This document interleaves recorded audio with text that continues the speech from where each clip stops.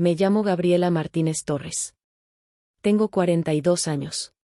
Vivo en Coyoacán, Ciudad de México, en un departamento pequeño con balcón que da hacia un patio donde las bugambilias mueren y renacen según mi humor.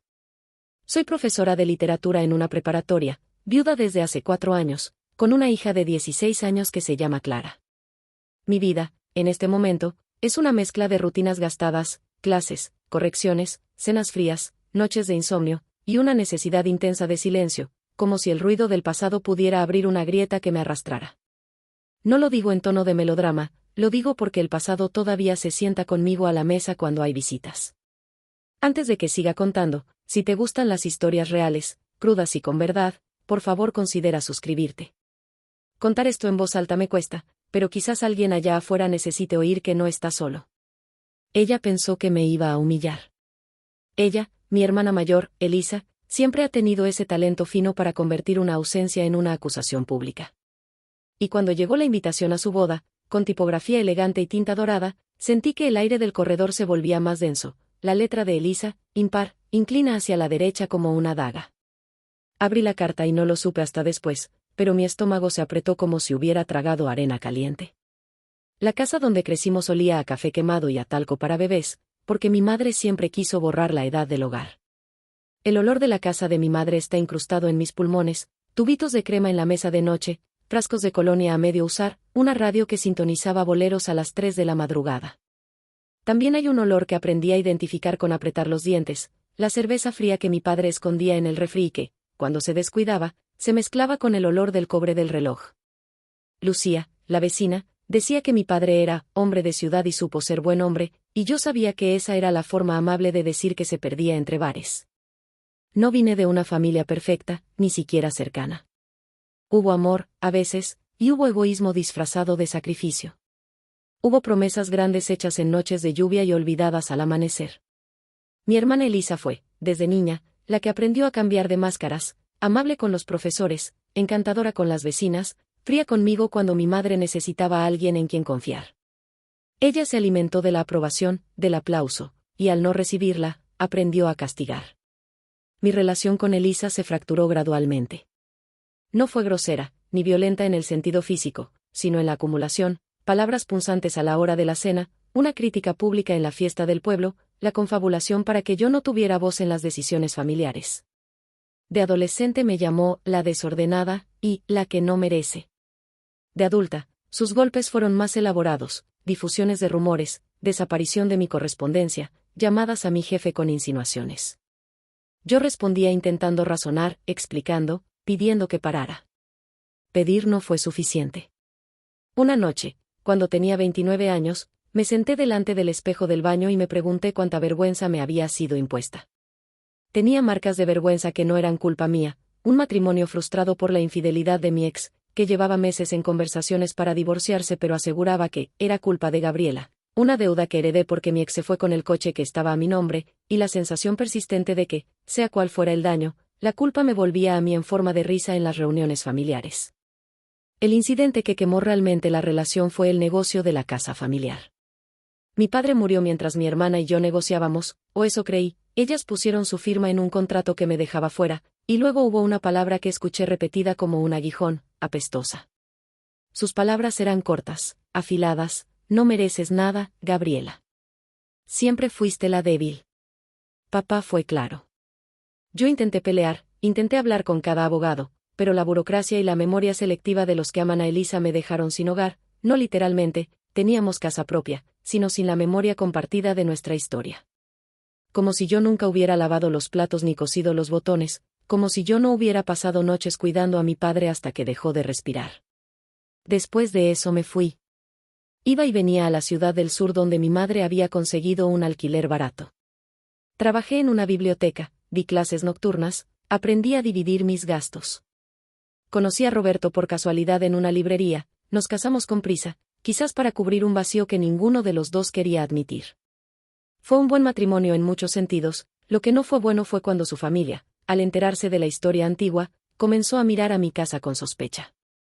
Un día, en una sobremesa donde los cuñados jugaban a adivinar secretos, se soltó una frase que me perforó: Gabriela se quedó con lo que le correspondía a su hermana. La frase recorrió la mesa como una ola, y alguien la repitió en voz alta. Roberto me miró con ojos que no entendían cómo reconciliar mi amor por él con la versión de mí que corría en su familia. Al final, aquella tensión se convirtió en un abismo que no supimos cruzar. Roberto se fue. No hubo golpes, solo silencio y cajas cerradas. Me dejó con la sensación de que el mundo entero podía sostener una misma mentira sin pestañear. Cuando mi hija nació, me prometí que no permitiría que las mismas heridas se repitieran. Fui reservada, protectora, estricta en lo que debía y cariñosa cuando hacía falta. Pero las fracturas a veces son profundas y transmiten metástasis. Clara creció oyendo comentarios a hurtadillas en las reuniones escolares, y cuando tuvo 16, trajo a casa un mensaje de la escuela. Tu tía Elisa preguntó por Gabriela en una reunión y dejó caer insinuaciones. Clara escuchó y está triste. Esa llamada fue como un eco de todos los años en los que se construyó una narrativa en mi contra. El colegio parecía un teatro donde mi nombre era un papel que alguien repetía para que fuera cierto. Y luego la invitación. Una boda en el Molino del Rey, un salón con columnas de hierro, luces que colgaban como racimos de luciérnagas, mesas cubiertas con manteles color marfil y centros de flores blancas que olían a almizcle barato. La fecha marcada en rojo, un sábado de otoño, horas antes de la caída del atardecer que yo siempre encontraba dolorosa, porque la luz se quiebra y revela las cosas que has querido disimular. En la tarjeta, debajo de la firma, una frase encubridora: esperamos contar con tu presencia para celebrar este nuevo comienzo. Sabía que el nuevo comienzo iba a ser un escenario.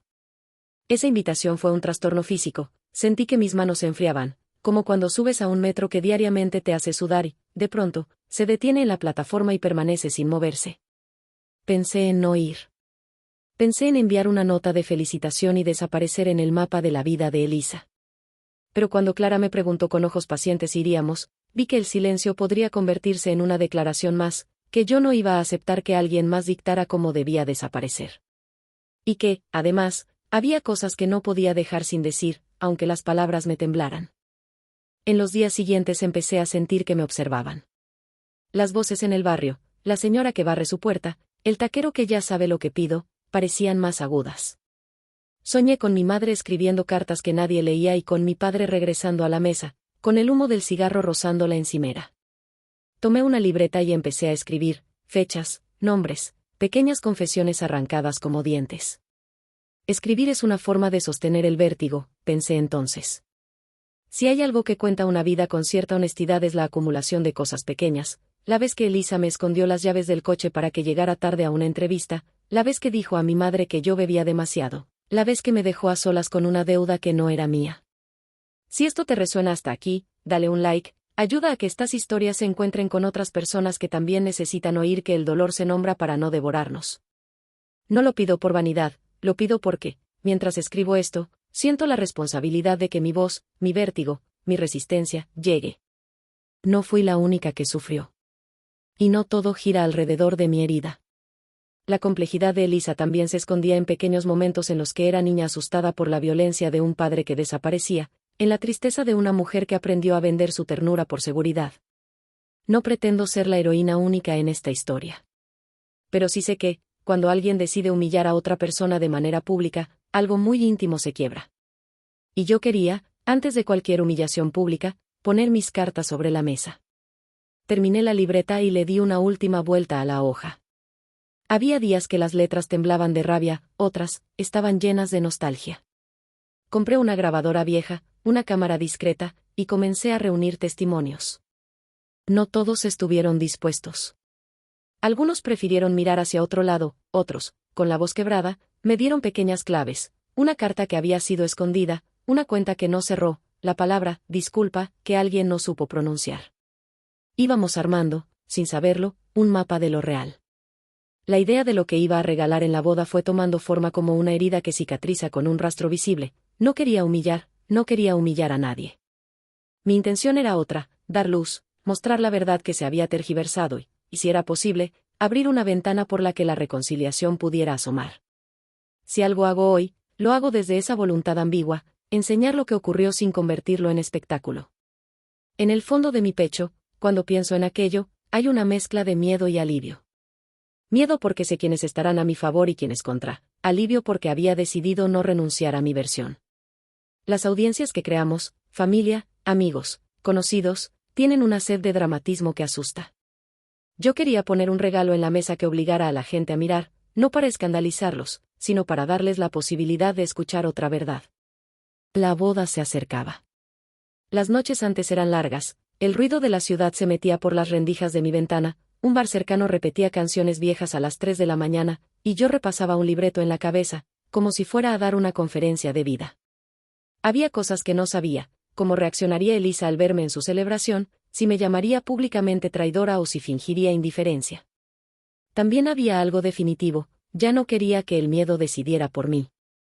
Así empezó la cuenta regresiva. Y, cuando digo que ella pensó que me iba a humillar, no exagero, sus ojos habían practicado su indignación. Pero lo que nadie sabe aún es que hay gestos que se complican entre la ira y el perdón, y que un regalo, tiempo y valor suficiente, puede convertirse en un espejo que nadie quiso mirar. Las semanas previas a la boda fueron una escuela de pruebas pequeñas, llamadas nocturnas, susurros en la escalera, cartas que aparecían entre libros viejos con frases que se leían como cuchillos. Trabajé en el regalo con una disciplina casi obsesiva. No era un gesto impulsivo. Sabía que, para que algo conmocionara sin convertirse en venganza, necesitaba evidencias y voces que no fueran solo las mías. En mi libreta anoté testimonios, pruebas, fotos, fechas, correos. Empecé por lo más cercano, amigos de la infancia, la vecina que siempre me dejó café cuando la casa olía a lluvia, antiguos médicos, compañeros de trabajo. El proceso fue doloroso. Reabrir heridas no es agradable, te preguntas si exponiéndote vas a arrastrar a otros. Recordé a mi madre, que nunca habló de la noche en que mi padre llegó borracho y rompió una lámpara, ella lo escondía con un trapo y volvía a ponerla como si nada. La lección de mi madre fue, no hacer olas. Elisa aprendió la contraria, si algo te preocupa, aventar la ola para que te dé la espalda. Ninguno de los dos métodos salva a una familia del daño. Las entrevistas comenzaron tímidamente. Carmen, una prima lejana, me recibió en su cocina con pan y piloncillo, su casa olía a pan recién horneado y a su perfume afrutado. Siempre supe, dijo con la voz temblorosa. Yo vi cuando Elisa llegó al velorio de papá con esas manos frías y dijo que, ya era tiempo de que alguien tomara decisiones, punto. Carmen me contó cómo había visto facturas firmadas, cómo le habían ofrecido dinero a cambio de silencio. No es heroísmo lo que hago, me dijo, es que ya estoy cansada de ver mentiras. Su testimonio fue claro, pero también mostraba el miedo con el que vivían mi familia, el miedo a la pérdida, el miedo al juicio, el miedo a perder posición social. Hice entrevistas grabadas con gente que, a simple vista, no tenía nada que ver, la señora que cuidaba a mi padre cuando estaba enfermo, un excompañero de trabajo que recordaba una conversación en la que mi nombre fue traicionado, una antigua novia de mi exmarido que contó cómo él había barajado excusas para justificar su huida. Algunas grabaciones tuvieron pausas largas, otras tuvieron llanto. Fue un trabajo que exigió cuidado porque no quería construir un montaje que solo confirmara mi versión por venganza. Quería honestidad. Y la honestidad pesa. Casi todo el material lo fui guardando en una carpeta que denominé, para Elisa. No es que quisiera que leyera el contenido antes, sino que el título me recordara a quién iba dirigido el mensaje. A veces imaginaba entregárselo envuelto, con un papel simple, sin oropel. En otras noches me sorprendía soñando que lo mostraba en la pantalla del Salón del Molino del Rey, con velas y bocas abiertas, y que la verdad se instauraba como una música que nadie pudo ignorar. Tenía que admitir que había un componente teatral en todo esto. Me hubiera gustado que todo se resolviera con un intercambio íntimo y una disculpa, pero la historia que llegó a mis manos era colectiva, era una historia tejida por la complicidad de muchos a lo largo del tiempo. No todos los testimonios fueron de apoyo. Hubo silencios prolongados. Hubo puertas que se cerraron en la cara. Me llamaron perdida, me dijeron que vivir de rencores era una elección. Algunos me aconsejaron ir a terapia, o me ofrecieron una voz más templada, hazlo por Clara. Escuché consejos de todo tipo. Pero la decisión de hacer algo público no fue fácil ni tomada a la ligera. No buscaba destruir a alguien, buscaba que la verdad dejara de ser una sombra que corría detrás mía. Hubo un punto álgido, encontré una carta, escondida en un libro de cocina que perteneció a mi madre. Era una nota de mi padre, escrita en un tramo de lucidez antes de enfermar, en la que lamentaba no haber dicho algo que quería aclarar. Si algo no sale bien, escribió, por favor, que sepan que no quise que nada se rompiera así. Leer esa carta me hizo sentir culpable por la ira que llevaba. Mi padre no era perfecto. Hizo daño, por negligencia y por miedo. Pero no quería que su memoria fuera utilizada como arma. Por eso decidí que mi regalo no sería una máquina de ajustes sino un espejo con luz suficiente. En paralelo a las grabaciones, abordé la materialidad del regalo. Quería que fuera algo tangible, pero no ostentoso. Compré una caja de madera de nogal en una carpintería del centro, el olor a serrín y barniz nuevo me calmó. Dentro, coloqué una carpeta con los testimonios impresos, fotos escaneadas, y una memoria USB con los audios y un video que armé, clips cortos de gente hablando, un montaje de fotos de la infancia con notas al margen, y al final, mi propia voz. La voz es una cosa curiosa, a veces guarda la compasión, a veces la rabia, y a veces solo la fatiga. En mi grabación final me escuché pausada, sin dramatismos, explicando lo que había pasado y pidiendo, sencillamente, algo que nunca me fue del todo ofrecido, reconocimiento. Los días se llenaron de pequeños rituales: probar un vestido que no quisiera que llamara demasiado la atención, ir a la peluquería 2 veces, hablar con Clara sobre cómo manejaría los comentarios. No fue fácil explicarle a mi hija lo que intentaba hacer. Ella, con su honestidad de adolescente, me miró y dijo: «Mamá, no te humilles. Pero tampoco te calles por miedo». Fue un consejo que me pesó y me alivió a la vez. Clara había sido testigo de la marea de juicios y calló cuando debía hablar, por miedo a que su voz fuera usada en mi contra. Verla crecer con esa prudencia me dolió profundamente. Durante ese tiempo, Elisa mandó señales. Una vez la vi de lejos en un mercado, ella se movía con seguridad, como quien sabe que el mundo le pertenece. Tenía un vestido color mostaza y una sonrisa que no alcanzó sus ojos. Al día siguiente, circuló un rumor de que había dado pequeñas cantidades de dinero a vecinos para que la apoyaran públicamente. No se trataba de un gran escándalo, pero mostraba su estrategia: buscar aliados, tejido de favores, manipulación sutil. Todo eso me recordó que no estaba en un ring justo, estaba en una pelea con reglas tácticas que yo no había elegido. En ocasiones me sentía ridícula, una mujer que monta un archivo contra otra mujer antes de una boda. Me pregunté si no estaba cayendo en lo que tanto critiqué: alimentar la venganza para sentir control. Pero la lluvia de recuerdos que me llegaba desde cada testimonio mostraba una realidad fragmentada que, finalmente, merecía articulación. Además, no quería convertirme en aquello que me había herido, alguien que se alimenta de la humillación ajena. Por eso, cada vez que armaba un fragmento del video, pausaba y me preguntaba: ¿esto está por sanar o está por dañar? Si la respuesta se inclinaba a dañar, la cortaba. No todo fue plan y estrategia. Hubo momentos de debilidad. Una noche, tomando un té que había perdido su aroma por el estrés, me desplomé en un sillón y lloré. Lloré por las pequeñas vindictas que la vida me había servido, por la madre que ya no podía consolarme y por el hombre que se fue sin mirar atrás. Lloré por mi hija cuyo corazón era a la vez fuerte y frágil.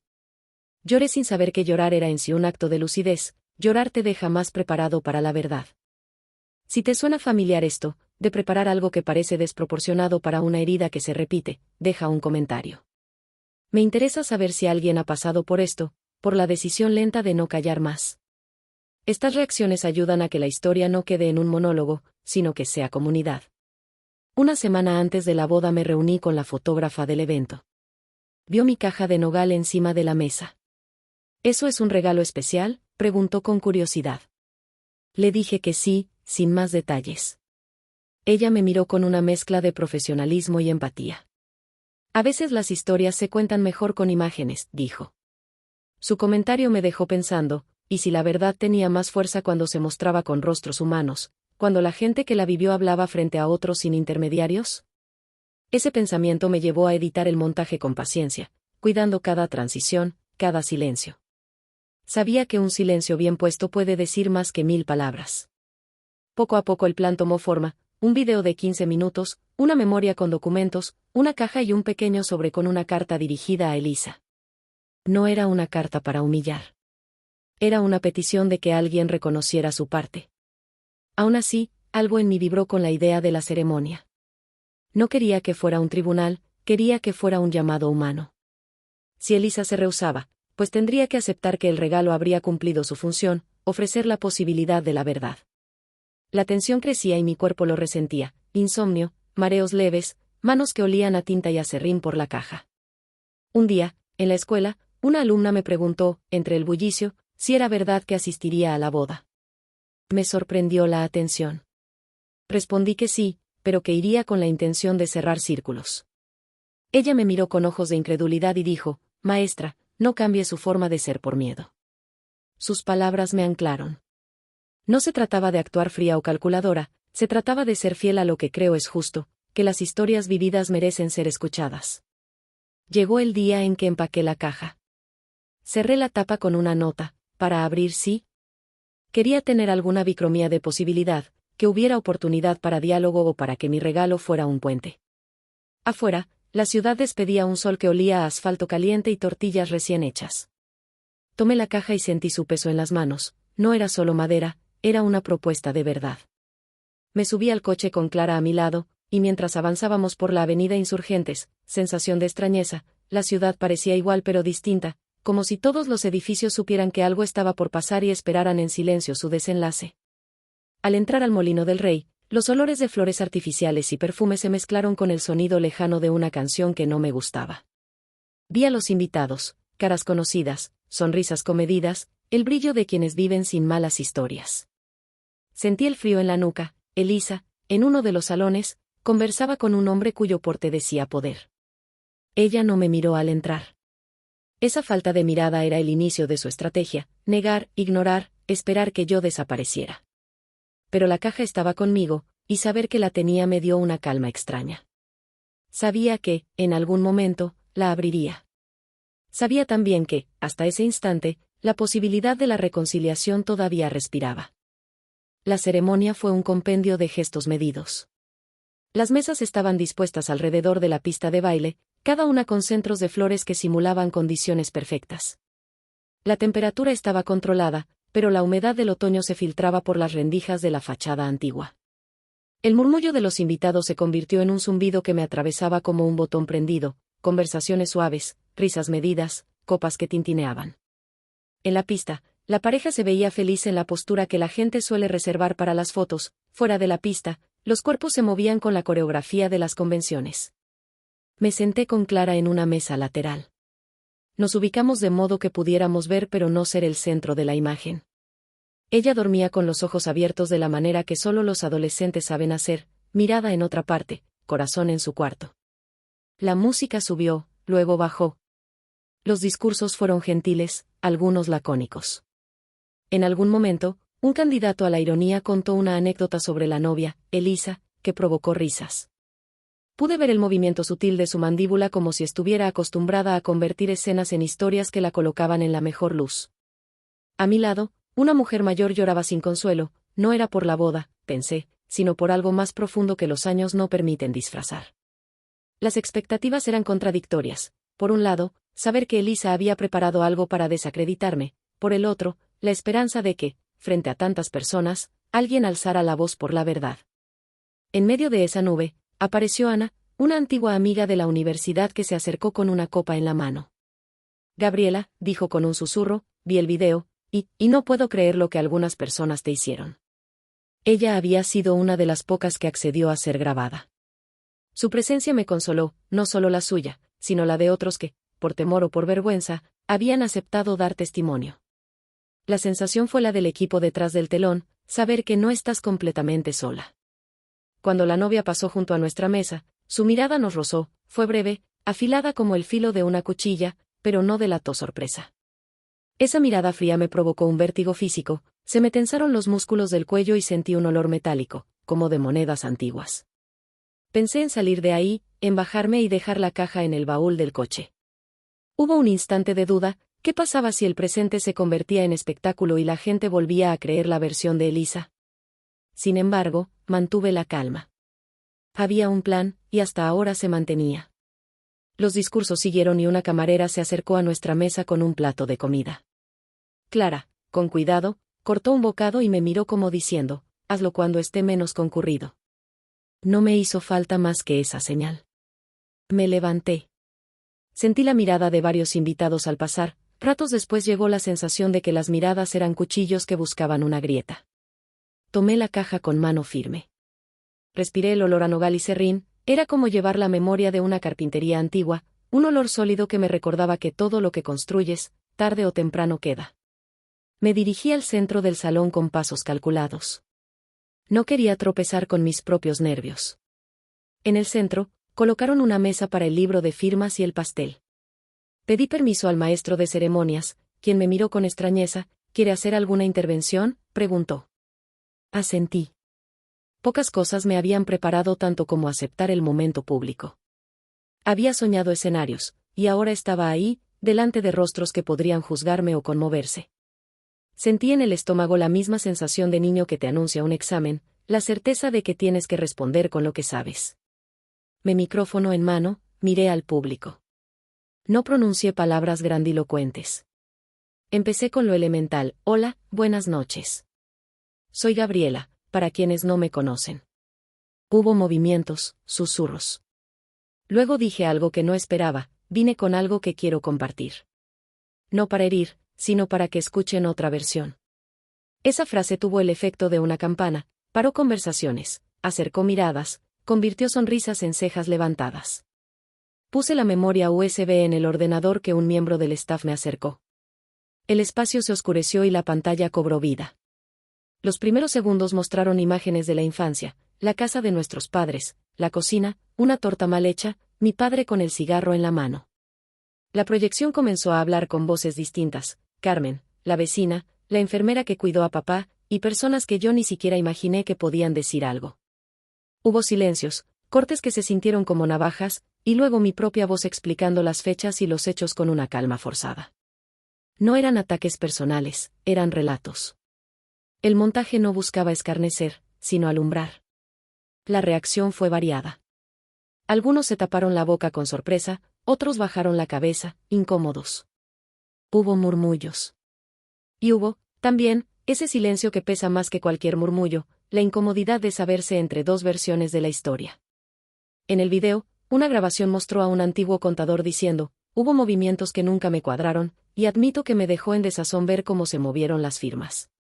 Luego apareció una escena en la que alguien leía la carta de mi padre, con la voz quebrada, manifestando que no quería que sus últimos deseos se distorsionaran. Al final del material, más que fotografías, aparecieron testimonios directos de personas que, con la voz temblorosa, pidieron disculpas por haber permanecido calladas o por haber repetido versiones sin comprobarlas.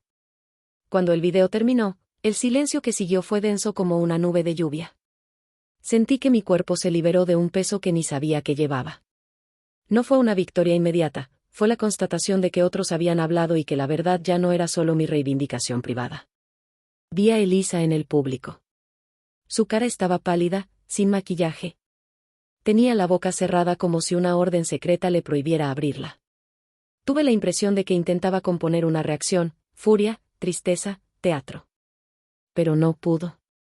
La sorpresa la dejó sin palabras por primera vez en años. Sentí, en ese momento, una mezcla de triunfo y extrañeza, no por alegrarme de su silencio, sino por la potencia de ese silencio revelador. La atmósfera cambió. Algunos invitados se acercaron y me hablaron con una calidez nueva, como si finalmente hubieran escuchado una canción que desconocían y les había llegado al hueso. Otros, lejos de la claridad, se mostraban incómodos, quizás porque el video había cuestionado sus propias complicidades. En particular, hubo gente que evitó mirar a Elisa después de la proyección. Sus manos se cerraron. La boda había dejado de ser una celebración pura, se había convertido en un acto de justicia lenta, ese tipo de justicia que no implica cárceles, sino el reconocimiento de un error. En la mesa principal, donde estuvo Elisa, hubo un silencio prolongado. La novia se retiró del salón unos minutos y volvió con una copa en la mano, su mirada buscaba aliados. Un hombre se le acercó, le susurró algo en el oído, y ella asintió con una sonrisa forzada. Luego, frente a muchos, el maestro de ceremonias intentó retomar el hilo festivo con un brindis que sonó extraño, como un intento de coser una herida abierta con una tela fina. No funcionó. Cuando terminé, algunas personas me abrazaron, otras me miraron como quien no sabe si acercarse o retroceder. Volví a mi mesa con la caja vacía, había entregado el USB, y sentí que Clara me sostenía la mirada con orgullo y miedo a la vez. «Lo lograste», murmuró. No supe si agradecérselo a ella, al equipo que me ayudó, o a la vida por permitir que la verdad se filtrara. Había, sin embargo, una cosa que no esperaba: una mujer mayor que no conocía se me acercó y me dijo: «Gracias por dejar que mi marido hablara». ¿Él guardó tanto? Sus manos le temblaban. Su silencio lo tuvo prisionero. Sus palabras me atravesaron. Me di cuenta de que mi regalo no solo tocaba mi historia con Elisa, tocaba historias alrededor que, por miedo, se habían quedado mudas. La noche siguió con un aire distinto. La música sonó, pero como si cada nota tuviera un matiz nuevo, menos indiferente, más consciente. Algunas parejas bailaron con la quietud de quien ha escuchado algo que altera el ritmo de su propio latido. Otros se marcharon temprano, quizá porque nada les devolvía la inocencia que habían comprado a precio de silencio. En algún momento, Elisa se acercó a mí. No fue un movimiento agresivo, sus ojos brillaban de tal manera que vi por fin el cansancio que había detrás del brillo. No me humilló. No pronunció un insulto. Me dijo en voz baja, no sabía. Y yo, con un cansancio viejo y reciente, respondí simplemente, lo sé. No cerré con una arenga ni con una invitación. No quise que la emoción se convirtiera en un teatro. Su silencio fue la respuesta más honesta que pude esperar. Afuera, la noche olía a eucalipto y a humo lejano. Mientras me despedía, la gente dejó en mis manos miradas complejas, reconocimiento, culpa, alivio. La caja de nogal quedó vacía, pero su vacío era otra cosa, era la certeza de que algo había sido puesto sobre la mesa y que la verdad, aun si no reparaba todo, ya no podría ser ignorada tan fácilmente. Si esto ha tocado alguna fibra, por favor compártelo o comenta tu experiencia. Estas historias necesitan resonar para que la costumbre de callar pierda su poder. La vida continúa, pero a veces se abre con una rendija que permite la entrada de aire nuevo. La madrugada posterior a la boda fue una especie de despertar lento. Me acosté en mi cama con el eco de conversaciones aún retumbando en la cabeza. El celular vibró con mensajes de apoyo, agradecimiento y, también, de reproche. No esperé unanimidad. Muchas personas prefirieron el silencio, otras se inclinaron por la condena. Hubo quien me llamó valiente, otros me consideraron exhibicionista. El juicio es el pan que se sirve después de cualquier gesto público. Aprendí eso, la verdad no impide que te juzguen, a lo sumo te da parámetros distintos. Esa mañana me esperaban reuniones y llamadas que no había imaginado. Algunas personas querían conversar, solventar dudas, pedir perdón. Otros querían mantener distancia. Una llamada me inquietó, era el abogado que representó a mi padre años atrás. Su voz sonó grave, accidentalmente humana. Gabriela, dijo, no esperaba que todo esto saliera así. Si quieres, podríamos revisar documentos viejos. Me ofreció apoyo legal, no por interés mediático, sino porque, al parecer, el video había reabierto antiguas dudas. Sentí una mezcla de alivio y responsabilidad. Cuando la verdad se difunde, llegan consecuencias legales, sí, pero también la posibilidad de enmendar formalmente errores. Mientras conversaba, Clara preparó café y lo trajo con una taza que parecía pesarnos los dos. La vi con la cara aún hinchada por el sueño. Mamá, dijo, te vi justo después del video. Tenías una calma que no había sentido en mucho tiempo. Sus palabras fueron como un bálsamo. Me dijo también que algunos compañeros del colegio habían llamado a preguntarle qué había pasado. La exposición de la familia había creado un efecto cascada que no podíamos ignorar. Me sentí culpable por arrastrarla a esa tormenta, pero ella me miró con una ternura que decía, hiciste lo correcto. Durante los días siguientes, la vida tomó un ritmo distinto. Algunos de los que en el pasado se habían mostrado tibios se acercaron con disculpas, otros, con soberbia. Se abrió un espacio de posibilidades. Algunos se disculparon con la mirada y la palabra, otros con gestos pequeños. Carmen vino a visitarme y me dijo, no sé si hubo justicia, pero al menos hubo claridad. Ella, que había sido una voz callada por años, era ahora una presencia que me recordaba que la verdad, aunque no siempre cura, libera. Pero no todo fue restauración. Las rupturas también se hicieron visibles. Algunos lazos que se sostenían con conveniencia se cortaron. Una prima que había sido cercana decidió no volver a vernos, alegando que el escándalo no le convenía. Es duro ver cómo la verdad puede costarte amistades que no eran verdaderas. Sin embargo, esa es la paradoja, la verdad limpia, pero también descubre lo frágiles que son algunos lazos. Elisa y yo comenzamos a intercambiar mensajes breves. Al principio eran cortos, casi administrativos. Gracias por no hacer daño, escribió ella una tarde, y yo contesté con la honestidad que había aprendido a practicar, si duele, lo lamento. Hice lo que pude para que se supiera la verdad. Su silencio se prolongó, acompañado de espacios en blanco llenos de preguntas que quizás nunca respondería. Lo más sorprendente fue la reacción de personas que no pertenecían a la familia pero que, de algún modo, se sintieron convocadas. Una mujer mayor que asistió al video me buscó en redes y me dejó un mensaje: mi hermana guarda una carta que su esposo nunca leyó. Gracias por animar a que la gente hable. Vieron en mi gesto un permiso para salir del silencio. Esa idea me conmovió hasta las lágrimas y me hizo repensar la noción de valentía. No había sido solo el valor de enfrentar a Elisa, había sido también dar permiso a que otros nombraran lo que les pesaba. Sin embargo, la vida cotidiana no se detuvo. Llegó la presión de las clases, las juntas escolares, las cuentas por pagar.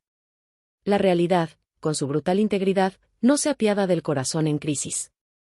Tuve que aprender a administrar el tiempo entre la reparación de lo cotidiano y la atención a lo que se desencadenó. Eso implicó ir a reuniones con antiguos abogados, limpiar papeles que habían sido manipulados y, por primera vez, revisar a fondo las cuentas de la casa de nuestros padres. Encontramos inconsistencias, firmas que parecían arrancadas con prisas y documentos que daban cuenta de transferencias que no estaban claras. Me sentí extraña, la justicia estaba llegando con la lentitud burocrática de siempre, pero también con la claridad de los hechos que habían sido puestos a la vista. Hubo conversaciones largas con gente que me pedía detalles para que, a su vez, pudieran interceder en nombre de quienes no habían querido hablar. El efecto dominó llevó a una auditoría informal que, aunque no necesariamente revertiría todo, por lo menos obligó a que se investigara.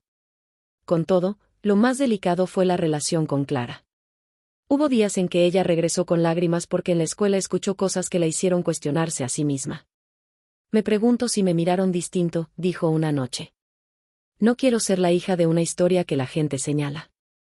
Esas confesiones me partieron. Criar a alguien en medio del ruido social es difícil, me di cuenta de que mi acto de valentía también la exponía. Hablamos hasta la madrugada y acordamos maneras de proteger su intimidad, de rechazar conversaciones que no aportaran nada y de buscar ayuda profesional para procesar todo. Pese a la turbulencia, hubo momentos de reconstrucción, una tarde en la que fuimos caminando por el centro y nos sentamos a tomar un agua fresca. Clara me dijo que se sentía orgullosa porque, pese a las dudas, yo había decidido no callar más.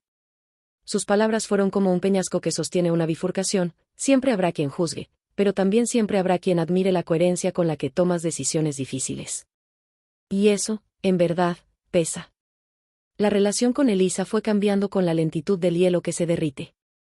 No hubo reconciliación inmediata ni escenas de lágrimas y abrazos en una plaza pública. Lo que hubo fue una distancia que de pronto comenzó a contener conversaciones más honestas. Nos cruzábamos correos cortos, a veces frases torpes, otras sencillas: ¿cómo está Clara? Bien, gracias.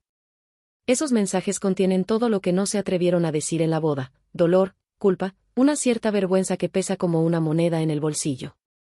Un día, mientras revisábamos papeles, encontré una nota en la caja donde había guardado la memoria USB.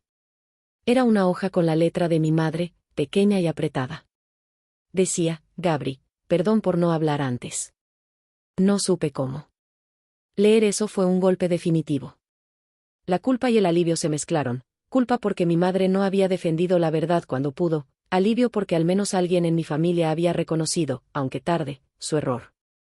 Esa nota me enseñó otra cosa importante: la verdad muchas veces llega tarde, pero cuando aparece, permite reconstrucciones que no están obligadas a repetir las mismas falacias. Si has llegado hasta aquí y esto te toca, te vuelvo a pedir: comparte tu experiencia. A veces la soledad que siente uno ante una decisión así se disuelve cuando otros responden. Recibir historias, saber que no estás solo, es un antídoto para la vergüenza. Los meses siguientes no fueron un camino recto hacia la paz. Hubo retrocesos, pasos en falso, reacciones inesperadas. Pero también hubo crecimiento. Aprendí a poner límites, a no permitir que la narrativa de otros me definiera.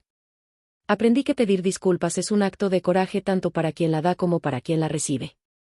Y descubrí que a veces el silencio voluntario es más fuerte que la palabra hiriente. En una conversación franca, Elisa me dijo algo que me sorprendió: a veces me pregunto si hice lo correcto para sobrevivir. Esa frase encerró todo: su dolor, su estrategia, su error. No fue una absolución. Fue una grieta. Y en esa grieta, por primera vez, hubo lugar para considerar que, después de todo, somos humanos con fallas que se justifican a sí mismas en nombre de la seguridad. la historia no concluye con un abrazo ni con un final de postal. Si algo aprendí durante todo este proceso es que las reconciliaciones se construyen con tiempo, con errores reconocidos y con actos pequeños que vuelven a confiar. La vida, con sus caprichos, nos puso en un punto donde la verdad dejó de ser un lujo y se convirtió en una necesidad. Después de la boda, la familia experimentó cambios que no anticipamos. Algunas relaciones se tensaron hasta romperse, otras, en cambio, se volvieron más sinceras. Hubo permutas tercas, almuerzos en los que se hablaba con cautela, llamados telefónicos donde resonaba la franqueza por primera vez después de años. Eso me enseñó que el acto público de contar la verdad no obliga a nadie a cambiar, pero sí crea la posibilidad de que el cambio ocurra. Con Elisa, nuestro vínculo quedó en un estado intermedio. No rompimos definitivamente, pero tampoco volvimos a la complicidad anterior. Comenzamos a construir, a paso lento, una conversación que no se sostenía en silencios cómplices. En una de nuestras últimas charlas, en un café que olía a pan recién horneado, ella me miró a los ojos y dijo: «No te pido que me perdones, simplemente quiero que sepas que a veces la vida me empuja a actuar mal». No dije nada. Comprendí que el perdón no se exige, se recibe, se construye. En el terreno práctico, algunas cosas cambiaron, se iniciaron revisiones administrativas, algunos papeles fueron corregidos, y hubo gestos materiales que, aunque no remedian el daño, ayudan a crear un nuevo orden. Pero lo más importante fue cómo Clara transita su adolescencia. Ella se fortaleció. Participó en un grupo de apoyo escolar donde los jóvenes hablan de sus experiencias ante la violencia psicológica y la manipulación familiar. Verla alzar la voz de modo consciente me llenó de orgullo. Entendí que mis decisiones, aunque la pusieron en la línea de fuego, también le devolvieron herramientas para no ser víctima de narrativas ajenas. Hubo, por supuesto, noches en que me pregunté si todo valió la pena. Pensé en perder amistades, en el desgaste emocional, en la fatiga de explicar siempre la misma historia. Pero cada vez que escuchaba a alguien decir: «Gracias por hacer visible lo que nadie quiso ver», volvía a pensar que, de algún modo, el acto había creado un canal para la verdad. No es poco. Con el tiempo, volví a mis rutinas, las clases, los paseos por el jardín centenario, las lecturas nocturnas. Aprendí a sostener la mirada de los otros sin temor a que me definieran por aquello que me hicieron. Dejé que el pasado fuera eso, pasado. No lo negué, no lo olvidaré, pero tampoco lo permití convertirse en mi bandera única. Tuve que reinventarme.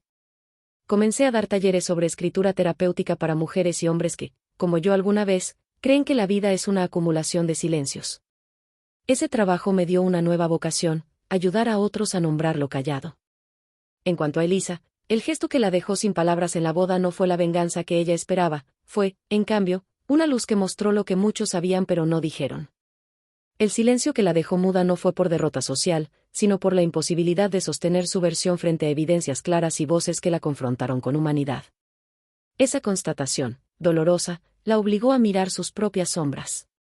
No la justifico ni la absuelvo, solo constato que la verdad tiene el poder de desnudar sin destruir necesariamente. La lección más profunda que me llevé fue que el coraje no es ruido ni exhibición, el coraje es sostener una decisión difícil y asumir sus consecuencias. No siempre obtuve gratitud, muchas veces obtuve frialdad. Aún así, aprendí que la honestidad se paga con paz, un tipo de paz humilde que no necesita aplausos. Hay un silencio que sana, el silencio de quien ha dicho lo que tenía que decir y espera, con paciencia, la respuesta del otro. Si algo de esta historia te resuena, te invito a compartirla o comentar. Hashtags y likes son provisionales, pero las conversaciones que se generan pueden ser puente para otros que callan. Decirlo en voz alta, ponerlo en formato, no es vanidad, es resistencia.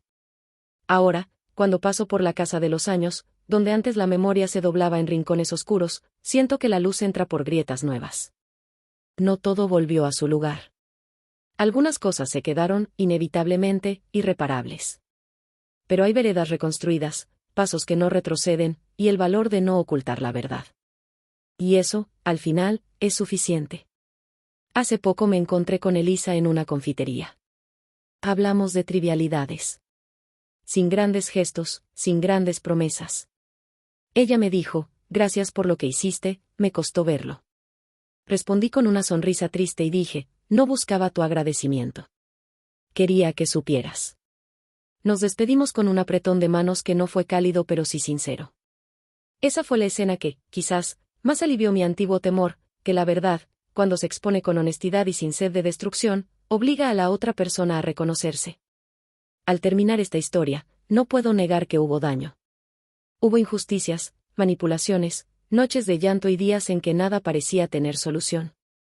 Pero también hubo diálogos, testimonios, cambios que, aunque lentos, fueron reales. Si algo puedo dejar como reflexión es esto: callar puede parecer más seguro, pero muchas veces es un veneno blando que te consume. Hablar, con cautela y con verdad, puede abrir puertas que parecían cerradas. Si llegaste hasta aquí y te sentiste tocado, te dejo una invitación sincera. Si te interesa oír más historias verdaderas que nos enseñen a no callar, suscríbete y comparte. Y si alguna vez te encuentras ante la decisión de hablar o callar, recuerda, la verdad, contada con respeto, tiene el poder de transformar.